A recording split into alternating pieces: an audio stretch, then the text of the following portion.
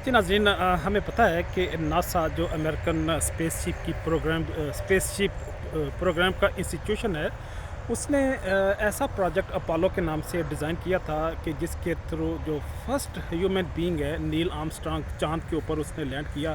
तो वो यही स्पेसशिप थी। ये उसका ये एक्चुअल वो स्पेसशिप तो नहीं है, लेकिन उसकी मिनिएचर है या उसका मॉडल है, जो यहाँ की ऑर्गेनाइजेशन ने इसको डिज़ाइन करके दोबारा फिर एक जो नासा के कोलैबोरेशन के साथ, उनकी परमिशन के साथ, कोलैबोरेशन के साथ इसको यहाँ पे लोगों की इंफॉर्मेशन के लिए डिस्प्ले कर दिया। तो गोया ये छोटी सी स्पेसशिप है। इस स्पेसशिप पे बैठ के दो एस्ट्रोनॉट गए थे चाँद के ऊपर, और चाँद पे जाके उन्होंने जो फर्स्ट ह्यूमन बीइंग था जिसने वहाँ पे वॉक किया और उसको एक्सेस किया मून को, चाँद को, तो वो यूं ही स्पेसशिप थी कि जिस पे बैठ के वो दोनों एस्ट्रोनॉट चाँद के ऊपर लैंड किए। और अगरचा ये एक उनके लिए तो एक छोटा सा कदम होगा, वो अपनी ड्यूटी परफॉर्म कर रहे थे।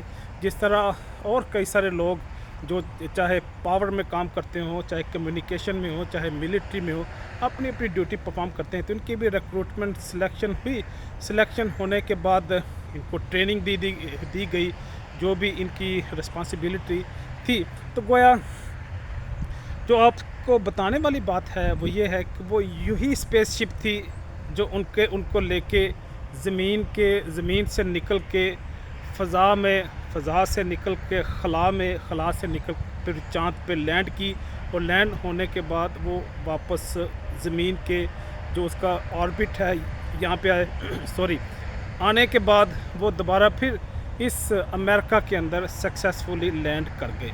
तो ये तकरीबन 2 हफ्ते का प्रोग्राम था पूरा, जो नासा ने इस्टेब्लिश किया था और अपोलो का नाम दिया गया था, और ये अपनी कामयाबी के साथ अंजाम पाया तकमील तक पहुंचा।